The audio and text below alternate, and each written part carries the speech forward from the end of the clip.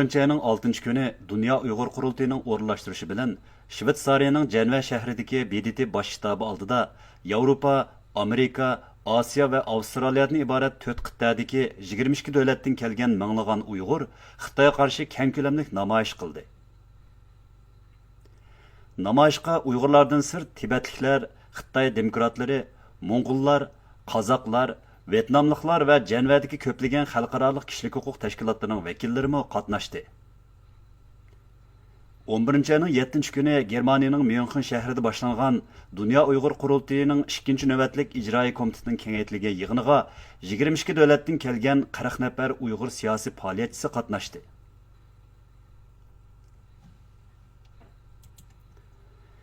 8 noyabrdan e'tiboran Myunxenda Sharq Turkiston Milliy Kengash yig'ini va Uyg'ur yoshlarining dunyoviy uchrashishi qatorliq bir yurish faoliyatlari o'tkazildi. 3 kun davomlashgan Milliy Kengash yig'ini 10 noyabr kuni Sharq Turkiston Milliy Kengashining o'rtaq xitobnomasini e'lon qilish bilan oxirlashdi. Yig'inning yepilish marosimiga ulabla ikki jumhuriyatni xotirlash faoliyati hamda Istiqlol marshi mukofotini tarqatish murosimi bo'lib o'tdi. 2018 yil 14 noyabrdan 16 noyabrgacha Dünya Uyg'ur qurultayining raisi Dolqun Aysa apandi boshchiligidagi qurultay rahbarlari Amerika poytaxti Washingtonda bir yurish faoliyatlarini olib bordi. Jumladan 14 noyabr kuni Washingtondagi Willard mehmonxonasida Amerikadagi kommunizm qurbonlari xotira fondining tashkillashi bilan o'tkazilgan maxsus yig'inga qatnashdi. Dolqun Aysa apandi yig'inda Uyg'urlar masalasi haqida doklad berdi. 15 noyabr kuni Dünya Uyg'ur qurultayi rahbarlari yana Amerika Tashqi ishlar ministrligida yuqori darajalik amaldorlar bilan Uyg'urlar masalasi haqida alohida suhbat olib bordi. Dünya Uyg'ur qurultayi rahbarlari 15 noyabr Katolik universiteti, Amerikan universiteti va Georgetown universitetlarida o'tkazilgan Uyg'ur krizisi tahdid ostidagi bir millat nomli yig'inga qatnashib, Sharq Turkistonning umum vaziyati to'g'risida doklad taqdim qildi. Dünya Uyg'ur qurultayi raisi Dolqun Aysa apandi 19 noyabrdan 25 noyabrgacha bir hafta Yaponiyada ziyoratda bo'ldi.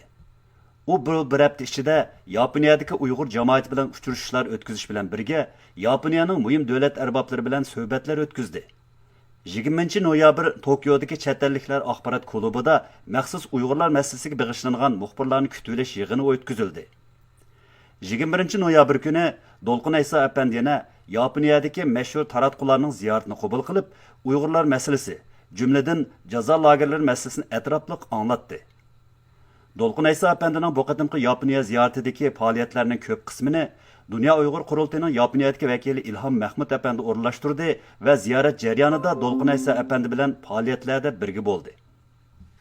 2019 yılı 2 dekabrdan 9 dekabrgacha Dünya Uyg'ur qurultayi raisi Dolqun Aysa, Dünya Uyg'ur qurultayi ijroiy komitetining raisi Ömer Qanat, Dünya Uyg'ur qurultayining qonun maslahatchisi advokat Nuri Türkel va Amerikadagi Uyg'ur kishilik huquq qurilishining xodimi Loisa xonimlardan tarkib topgan bir hay'at Avstraliyada ziyoratda bo'ldi.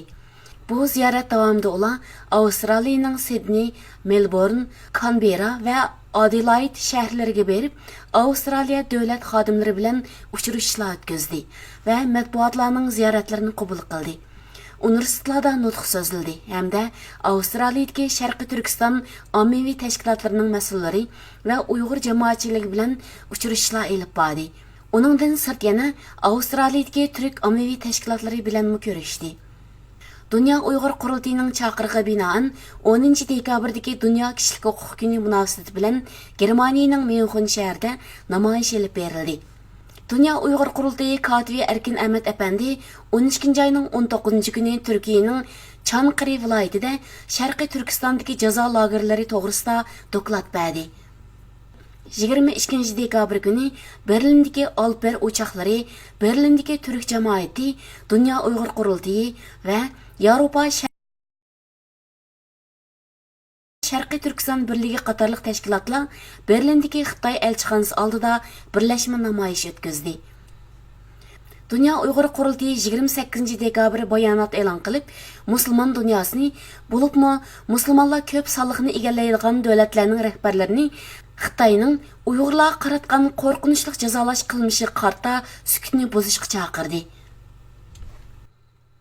Qurultay raisi Dolqun Aysa va Ilhom To'xti gruppasining raisi Anvarjon apandilar 8 va 9 yanvar kunlari Brüsselda Yevropa parlamentidagi Uyg'ur do'stlik gruppasining a'zolari bilan Yevropa parlamentida jazo lagerlariga qarshi faoliyatlarni qanot yaydirishning chora-tadbirlar ustida muzokaralashdi hamda bir qism parlament a'zolari bilan suhbatlar olib bordi. Malayziya va Indoneziyadagi aloqador taraflarning taklifi ve Dünya Uyghur Kurultayı'nın o'rinlashtirishiga asosan Dünya Uyghur Kurultayı İcraiya Komitetining müdiri Ömer Qanat, Amerika Uyghur Birleşmesining raisi Elshad Hasan ve Dünya Uyghur Kurultayı Dini İşlar Komitetining müdiri Turg'unjon Alavuddin qatorliq rahbarlar 2019 yil 14 yanvardan 19 yanvargacha Malayziya ve Indoneziyada ziyoratda bo'ldi.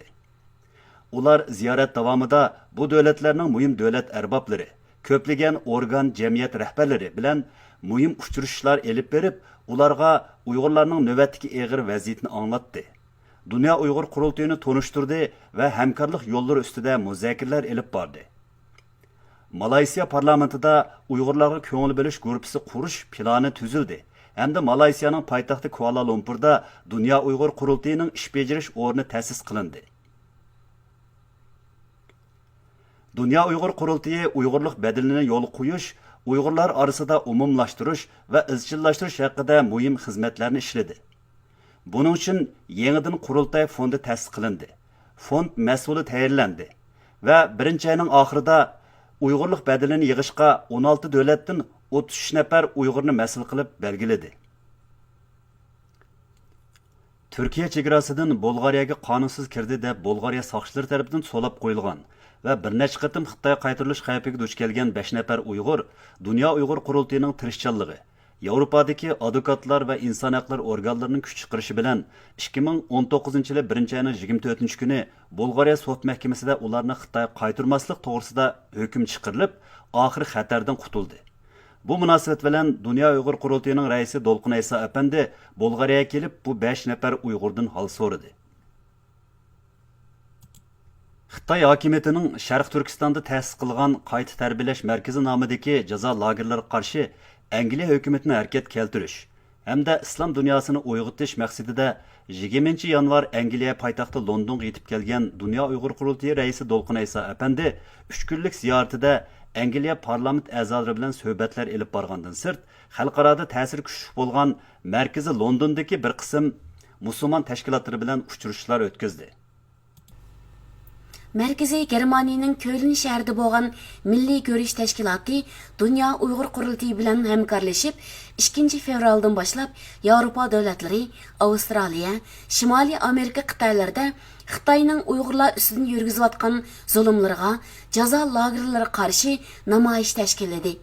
Dunyoning har yerda 100 minglarcha a'zosi bo'lgan bu tashkilot yolg'iz Yevropaning o'zida 10 davlat 16 merkezi şehirde namoyish uyushtirgan bo'lib, 2 fevral günü Germaniyaning 5 cho'ng shahrida birla vaqtda namoyish o'tkazildi. 2 fevraldan e'tiboran Norvegiya poytaxti Oslodagi ziyoratini boshlagan Dünya Uyg'ur Qurultayı raisi Dolqun Aysa apandi 4 fevral günü Raftol kishilik huquq fondi, Norvegiya qalamkashlar jamiyati ve Norvegiya Uyg'ur komiteti birlikda uyushtirgan Xitoyning Uyg'urlar qaratgan hujumi nomli yig'inda nutq so'zildi ve bir qator faoliyatlarni elib bordi. 6 fevral Amerikaning Washington shahridagi donliq oqillar markazlaridan bo'lgan Hudson institutida Uyg'urlar masalasini muzokara qilish uchun maxsus bir maydon yig'ini uyushtirildi. Yig'inga bir qism parlament a'zolari va tadqiqotchilardan bo'lib, muhim shaxslar qatnashdi. Yig'inga aloy taklif qilingan Dünya Uyg'ur Qurultayı raisi Dolqun Aysa apandimi so'z qildi. 12 fevral günü Dünya Uyg'ur Qurultayı rahbarlari muhojiratdagi turk jamoatining dunyoning har yerlarida qancha 100 ming a'zosi bo'lgan Milliy ko'rish tashkilotining taklifi bilan ularning bosh shtabini ziyorat qilib, Sharqiy Turkistonning navbatdagi vaziyati va bundan keyin Xitoy qarshi hamkorlashib elib boradigan faoliyatlari to'g'risida suhbatlarda bo'ldi. 16 fevral Amerika Uyg'ur Birlashmasi Dünya Uyg'ur Qurultayı'ning raisi Dolqun Aysa apandimning xizmat ziyorati uchun Amerikaga kelganligidan foydalanib, Dünya Uyghur Qurultayı rəhbərlərinin tunji qatımlıq Amerika Uyghur cəmiyyəti bilan uchrashuş və söhbətləşiş fəaliyyətini təşkil etdi. 19 fevraldan başlap Dünya Uyghur Qurultayı rəhbərləri Germaniyanın bir qancha çoğ şəhərlərdəki türk təşkilatlarının baş ştabını ziyaret qilib, Xitayning Sharqiy Turkistonda ta'sis qilgan jazo lagerlariga qarshi o'rtaq harakat qo'zg'ash ishlarida o'zaro hamkorliklar o'rnatdi. Dünya Uyghur Qurultayı raisi Dolqin Aysa Apandi boshchiligidagi bir guruh vakillar 19 fevral kuni Köln shahridagi Yevropa Türk Demokratlar birligi qatorliq tashkilotlarni ziyorat qilgandan keyin 20 fevral kuni yana Nizomiy Olam qatorliq tashkilotlarning markazini ziyorat qilib, Xitoyning Sharqiy Turkistonda ta'sis qilgan jazo lagerlariga qarshi butun dunyo miqyosida o'rtaq harakat elib berishni maqsad qilgan Sharqiy Turkiston hamkorlik munbirini qurish ishida ular bilan fikr birligi shakllantirdi.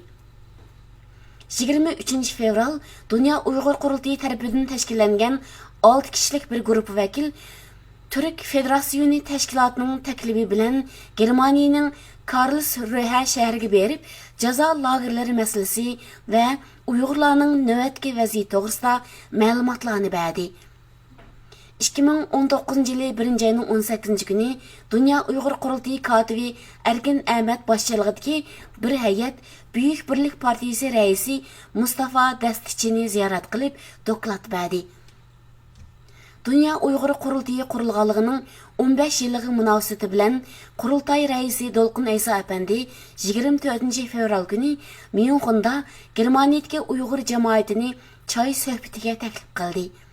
Fəaliyyətə Dünya Uyghur Qurultayının mərkəzdəki rəhbərləri Qurultayının qurğuchilaridan bo'lib 100dan ortiq kishi qatnashdi.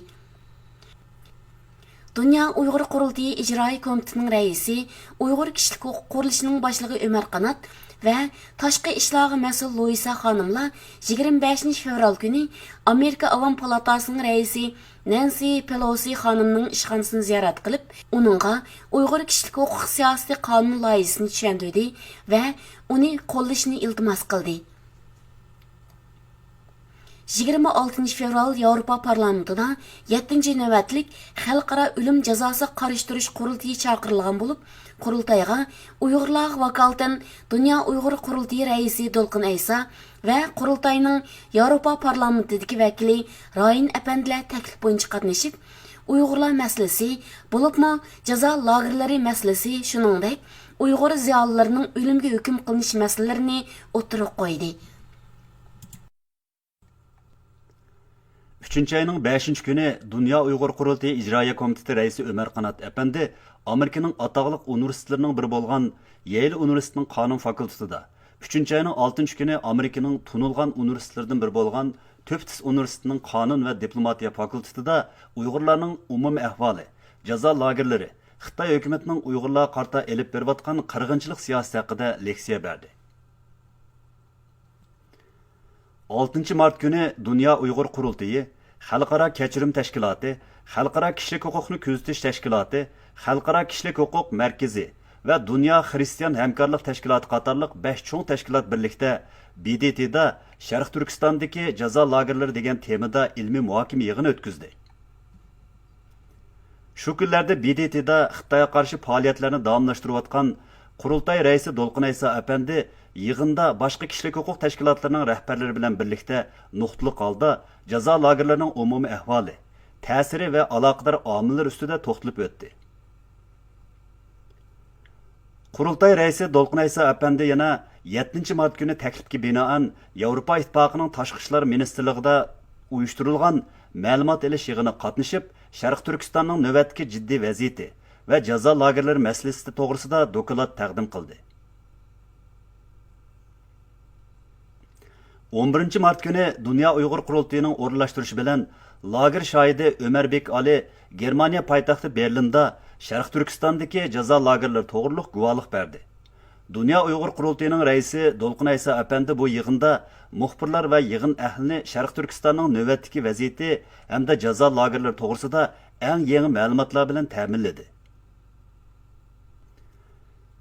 Dünya Uyghur Qurultayı'nın tirishchanligi natijasida 13 mart BDT'da Amerika, Kanada, Germaniya, Angliya, Gollandiya qatorliq davlatlarning birlikda uyushtirishi bilan Uyg'urlarning kishilik erkinligini qo'g'dash temasi asosi mazmun qilingan doklad taqdim qilish va guvohlik berish yig'ini bo'lib o'tdi.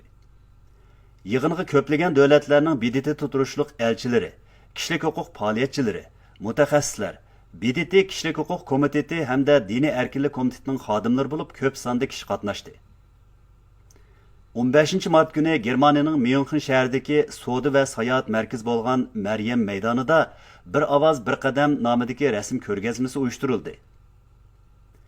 Dunyo Uyg'ur qurultayining raisi Do'lqin Ayso apandi boshliq bir guruhi vakillar 16 mart Myunxen shahri atrofida o'tkazilgan Pan Yevropa harakati tashkilotining umumiy yig'ini qatnashdi. Bu qitimqi yig'inda Sharq Turkistondagi jazo lagerlari masalasimi muhim bir tema sifatida yig'in ahlining diqqatiga sunildi.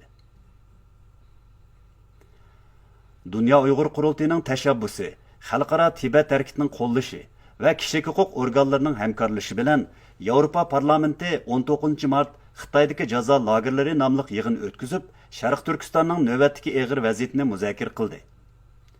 Yig'inda Dunyo Uyg'ur qurultayi raisi Do'lqin Ayso apandi, xalqaro Tibet harakatining vakillari, fransiyalik jurnalist Ursula Gotter, professor Mari Oluzman qatorliqlar doklad berdi. 23 mart Fransiyadagi Türk millatchilarining nopuzliq tashkiloti bo'lgan O'lka Uchoqlari tashkilotining taklifiga binoan Dunyo Uyg'ur qurultayi rahbarlari Fransiyaning Qurbah shahriga yetib berib, Sharq Turkistondagi jazo lagerlari masalasini anglatdi. Dunyo Uyg'ur qurultayi raisi Do'lqin Ayso apandi boshchiligidagi bir hay'at 22 martdan 5 aprelgacha 2 hafta Kanadada xizmat ziyoratida bo'ldi. Bu jarayonda ular Kanadaning Toronto, Montreal, Vancouver, Edmonton qatorliq shaharlarga berib, shu yerdagi Sharq Turkiston tashkilotlari, Uyg'ur jamoati bilan uchrashdi. Poytaxt Ottavada Kanadaning bir qism parlament a'zolari, Ko'chmanlar ministrligining xodimlari, Tashqi ishlar ministrligining mas'ullari va bir qism kishilik huquq tashkilotlari bilan muhim uchrashuvlarni o'tkazib, Uyg'urlarning ahvolini anglatdi. Uningdan boshqa universitetlarda Uyg'urlar vaziyati haqida doklad berish faoliyatlarini olib bordi. Dunyo Uyg'ur qurultayi rahbarlarining bu qitimqi Kanada ziyoratidagi faoliyatlarni Kanada Sharq Turkiston jamiyati bosh bo'lib uyushtirgan bo'lib, Dunyo Uyg'ur qurultayi rahbarlarining ziyoratida jamiyat boshlig'i Tuyg'un Abduvali boshdan oxir hamroh bo'ldi. Bu qitimqi ziyoratga Dunyo Uyg'ur qurultayi tadqiqot komiteti mudiri Anvar Ahmad, Ayollar komitetining mudiri Amangul Aziz, Muhojirlar komitetining mudiri Mehmet To'xti, bosh taftish Abdukim Idris apandilarmi qatnashdi. 6 aprel Washington shahrida Uyg'ur erkinlik marshi tantanalik o'tkazildi.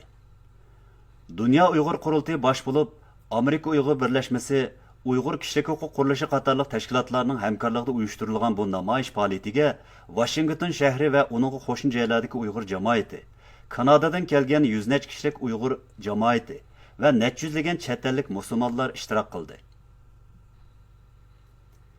6 apreldagi Uyg'ur erkinlik marshi uchun Amerikaga kelgan Dunyo Uyg'ur qurultayi raisi Do'lqin Ayso apandi namoyishdan keyin Amerikada yana bir necha cho'ng uchrashuvlarda bo'ldi.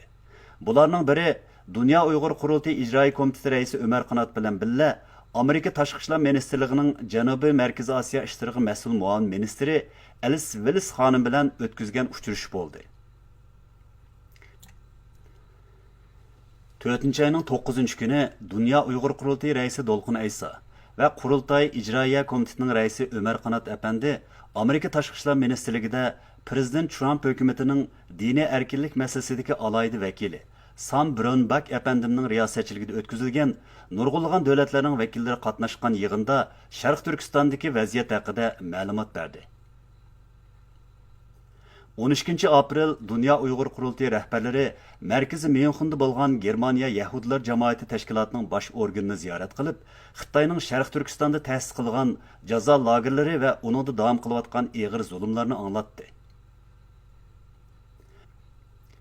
Har yili bir qatimdan ochiladigan BDTning yerlik millatlar masalasi munbiri yig'ini bu yil 23 aprel Birlashgan Davlatlar Tashkilotining New Yorkdagi bosh shtabida ochildi. Bu yig'inga Dunyo Uyg'ur qurultayi raisi Do'lqin Ayso apandi va ijroiya komitetining raisi Umar Qanot apandilar tahdid ostidagi xalqlar tashkilotiga vakil bo'lib qatnashib, Sharq Turkistondagi zulmni anglatdi. Ramazan boshlangan 6 maydan buyon qurultay rahbarlari Dunyo Uyg'ur qurultayi diniy ishlar komitetining mudiri, Sharq Turkiston o'limalar birligining muavin raisi Turg'unjon Alovuddin va qurultay fondining mudiri Abdujalil Ahmadning boshchiligida bir qancha guruhlarga bo'linib, Germaniya, Avstriya qatorliq Yevropa elleridagi bir qism davlat va shaharlarda yashayotgan musulmonlarga jazo lagerlari masalasini anglatish faoliyatini qanot yaydirdi. 8 may Germaniya parlamentida Xitoydagi oz-sonliq millatlarning diniy vaziyati haqida guvohlik berish yig'ini o'tkazildi. Mazkur yig'inga Uyg'urlarga vakolatan Dunyo Uyg'ur qurultayi raisi Dolqin Aysa apandi qatnashib, Sharq Turkistonning navbatdagi vaziyati va jazo lagerlaridagi inson qalbidan chiqqan og'ir fojialar to'g'risida Dunyo Uyg'ur qurultayi hozirga qadar qo'lga tushirgan faktlar asosida guvohlik berdi.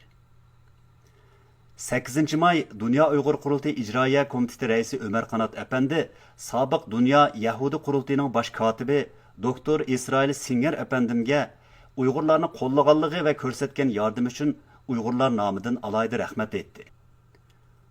19 maydan 21 maygacha Germaniyaning Köln shahrida Xitoydagi kishilik huquq vaziyati va milliy krizis nomli xalqaro ilmiy muhokama yig'ini o'tkazildi. Dunyo Uyg'ur qurultayining bayonotchisi Dilshod Reshit apandi taklifga binoan qurultayga vakolatan bu yig'in qatnashib, Sharq Turkistondagi jazo lagerlari masalasini o'tirib qo'ydi. 23 may kuni Germaniyaning Karlsruhe shahrida Tahdid ostidagi xalqlar tashkiloti Karlsruhe sho'basining o'rnashtirishi bilan jazo lagerlarida o'lim nomli yig'in o'tkazildi. Yig'inga Dunyo Uyg'ur qurultayining raisi Dolqin Aysa apandi, tadqiqot komitetining mudiri Anvar Ahmad, Ayollar komitetining mudiri Amangul Aziz qatorliq qurultay rahbarlari qatnashdi. Dunyo Uyg'ur qurultayining raisi Dolqin Aysa apandi yig'inda Uyg'urlar va Sharq Turkistondagi jazo lagerlari masalasi to'g'risida tafsiliy ma'lumot berdi. 5-ayning 24-kuni Dunyo Uyg'ur qurultayi ijroiya komiteti raisi Ömer Qanat va Uyg'ur kishilik huquq qurilishi tashqi ishlarga mas'ul xodimi Luisiya xonim birlikda Amerika Mudofaa ministrligida ministr yordamchisi Randi Shriver apandi bilan ko'rishib, uning Xitoy hukumatining Uyg'urlarga qaratgan qirg'inchilik harakati haqida bergan kuchlik bayonot uchun butun Uyg'urlar nomidan rahmat etdi.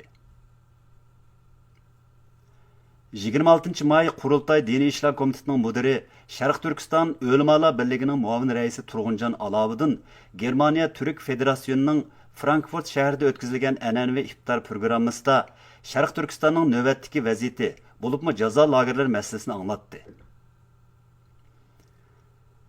31 may kuni Dunyo Uyg'ur qurultayining raisi Dolqin Aysa va Uyg'ur kishilik huquq qurilishining direktori Ömer Qanat apandilar Amerika Davlat Mudofaa ministrligining Osiyo Tinch-okean ishlariga mas'ul yordamchi ministri Randall Shriver bilan ko'rishdi. Har qaysi komitetlarning xizmatlari. Ko'chmanlar komiteti. Dunyo Uyg'ur qurultayi ko'chmanlar komiteti dunyo miqyosidagi muhojir, musofir qarindoshlarimizning hozirgi mavjud qiyinchiligini hal qilish uchun nihoyat cheklik imkonlari qaramay barliq kuchi bilan tirishchanlik ko'rsatdi. Uyg'ur ko'chmanlarni arxivlashtirish, munosabatli hukumatlar bilan aloqa o'rnatib, bu musofir qarindoshlarimizga chiqish yo'li izlash, ommaviy tashkilotlar, musofirlar tashkilotlari va matbuotlar bilan qarindoshlarimizning og'ir vaziyatini yengillatish, har xil yordam kanallarini barpo qilish uchun nurg'un emgaklar qilindi. Hozirgacha 11800 dan ortiq vatandishimizning kimlik ma'lumoti, pasport uchurlari va oila ahvollari, shuningdek panolik talab qilish uchun kerak bo'lgan qonuniy asoslarni turg'izish xizmatlari ishlandi. Kanada ko'chmanlar ministrligi bilan ko'plab uchrashuvlar elib berildi. Tashviqot markazi. Qurultayning tashviqot xizmatlari Qurultay muavin raisi Farod Muhammadi, Qurultay tashviqot markazining mudiri Akram Hezim qatorliq qurultay rahbarlarining bosh bo'lib ishlashi, Peter Ervin, Shahrizod Farod qatorliq qurultay xizmat xodimlarining yaqindan moslashishi hamda qurultay televiziyasi texnik xodimlarining yordami bilan jonlandi va kuchlandi. Dunyo Uyg'ur qurultayi to'r televiziyasi, Dunyo Uyg'ur qurultayi Facebook va YouTube sahifasi, Dunyo Uyg'ur qurultayi to'r beti orqali Dunyo Uyg'ur qurultayining xizmatlari vaqtida yetarli tashviq qilindi. Qurultay rahbarlari va munosabatli kishilar bilan naq maydon suhbati, muloyiza programmalari ishlab tarqitilib, Dunyo Uyg'ur qurultayining xizmatlari gavdalantirildi, xalqimizning fikr yo'linishi to'g'ri tarafga yuzlantirildi. Yoshlar komitetining xizmatlari. 2018 yil 11 ayning 8 va 11 kunlarida Germaniyaning Myunxen shahrida Dunyo Uyg'ur yoshlarining do'stlik va hamkorlik uchrashuvi muvaffaqiyatli elib berildi. Qurultay Yoshlar komiteti va Germaniyadagi turk aktivistlarning hamkorlashishi bilan 2019 yili 2 ayning 9 kuni Germaniya poytaxti Berlin shahrida Xitoyga qarshi namoyish elib berildi. 2019 yil 4 ayning 27 kuni Dunyo Uyg'ur Qurultay Yoshlar komiteti va Yevropa Sharq Turkiston birligining hamkorligida Myunxenda yoshlar madaniyat hamkorlik uchrashuvi elib berildi. Qurultay taftishligi. Qurultay taftish bölümü qurultay xizmatlarining sog'lom, unumli elib berilishi uchun ko'p kuch chiqardi. Bu yil 3 ayning 13 kunidan 15 kunigacha Avstraliya turishliq Dunyo Uyg'ur Qurultayining muavin bosh taftishi Polat Saim apandi qurultayning bosh organi Myunxenga kelib, qurultayning fond xizmatini, arxiv boshqarish xizmatini va xizmatchilarning ish tuzumi qatorliqlarni tekshirdi ham taftish qildi. Taftish bölümü yana qurultay rahbarligi va muajiratdagi da'vo sepeti natijasi alayda bo'lgan jamoatchilikning e'tirof qilishiga erishayotgan kollektiv va shaxslarning ulgilarini tanlab, mukofotlash uchun ijroiya komitetida ko'rsatishni muhim xizmat o'rnida ching tutdi. Qurultayning Norvegiyadagi xizmatlari. Dunyo Uyg'ur Qurultayining nomsiz mahbuslarni tizimlab arxivlashtirish xizmati Norvegiya Uyg'ur komitetiga topshirilgan edi. Oldingi yarim yilda bu xizmat davomli ching tutib ishlandi. Hozirgacha tizimlangan nomsiz mahbuslar soni 4000 ga yaqinlashdi. Undan boshqa oldingi yarim yilda Norvegiyada puxta tayyorlik va o'zgacha uslubda tashkillangan bir qator namoyish va faoliyatlar elib berilib, cho'ng ta'sir qo'zg'adi. Bu xizmatlarning vujudga chiqishida Norvegiya Uyg'ur komiteti raisi Baxtiyor Ömer boshchiligidagi hay'atlarning fidokorlik ko'rsatishi bilan birga Dunyo Uyg'ur Qurultayi ijroiy komitetining Norvegiya turishliq muavin raisi Samet Abla va qurultay muavin bosh taftishi Farhod Yoqub apandilarning ko'p ajri singdi. Qozog'iston va Qirg'izistondagi xizmatlar. Dunyo Uyg'ur Qurultayining Qozog'istondagi maslahatchisi Qahramon G'o'janbardi, Qurultay ijroiy komitetining muavin raisi Erkin Ahmad va muarif komitetining mudiri Dilnora Qosimova hamda qurultayning Qirg'izistondagi vakolatchisi Ruzmamat Abdulboqilarmi shu yerdagi imkoniyatlarga ko'ra qurultayning O'rta Osiyodagi xizmatlarini yaxshi elib berishga tirishdi. Ular qurultay yig'inlarining ro'yini yetkazish, Sharq Turkiston xotir kunlarini tabriklash qatorliq faoliyatlarni uyushtirib, Qozog'iston va Qirg'izistondagi Uyg'ur jamoatining milliy ruhini urg'utdi. Dunyo Uyg'ur Qurultayining natijali xizmatlarini tashviq qildi. Qurultay Madaniyat komiteti. Dunyo Uyg'ur Qurultayi Madaniyat komitetining mudiri Zayniddin Tursun Sharq Turkiston xotir kunlarida yerliklarga haqsiz gul tarqitish, o'zining Urumchi restoranida Uyg'ur taomlari yarmankasi echish, hatto gollandiyaliklarga Uyg'ur tomoqlarini haqsiz berish qatorliq o'zguch usullar orqali yerliklarga Uyg'urlarni, Uyg'ur madaniyatini tonishtirdi. Bo'libmi Sharq Turkistonda hozir yuz berayotgan dahshatlik zulmni anglatdi. Dunyo Uyg'ur Qurultayining qonun maslahatchisi Nuri Turkal apandi oldingi yarim yil davomida Sharq Turkistondagi jazo lagerlari masalasi, Xitoyning Uyg'urlarga yurgizayotgan irqiy va madaniyat qirg'inchiligini Amerika siyosatchilariga bildirish uchun nurg'un kuch chiqardi. Bu jarayonda Nuri Turkal apandi Dunyo Uyg'ur Qurultayi raisi Dolqin Aysa, Dunyo Uyg'ur Qurultayi ijroiy komiteti raisi Ömer Qanat apandi va boshqa Uyg'ur faoliyatchilar bilan birga ko'p qatim Amerika Avom va Kengash palata a'zolari, Amerika Tashqi ishlar ministrligi va Oqsaroydagi yuqori martabalik amaldorlar bilan uchrashishlarda bo'ldi. BBC, Al Jazeera, Fransiya 24 qatorliq xalqaro donliq taratqularda Uyg'ur masalasi, jumladan jazo lagerlari masalasini anglatdi. Yaqindala Norvegiyada o'tkazilgan Oslo erkinlik munbir nomli xalqaro kishilik huquq yig'inida Sharq Turkistonda Uyg'urlarga yugizilayotgan zulm va jazo lagerlari masalasi haqida kuchli ham ta'sirli doklad berib, Uyg'ur masalasining bu qatimqi yig'inning eng asosli muzokara temasiga aylanishiga turtki bo'ldi. Dunyo Uyg'ur Qurultayining aktiv a'zosi va qo'llag'uvchisi Rushan Abbas xonim oldingi yarim yilda Washington Post gezdi. Amerikada bugun New York Times, Business Insider, Kanada radiosi, Atlantic, Al Jazeera, CNN va bugungi Rossiya qatorliq 50 dan ortiq donliq taratqularning ziyoratini qabul qilib, maqolalar e'lon qilib, Sharq Turkistondagi Xitoy zulmini anglatdi. Amerika parlamentida jazo lagerlari haqida guvohlik berdi. Kaliforniya universiteti Berkeley tarmog'i va Chicago universitetlarini o'z ichiga olgan 6 oliy maktabda ishg'oliyatdagi Sharq Turkiston va jazo lagerlari masalasi ustida doklad berdi.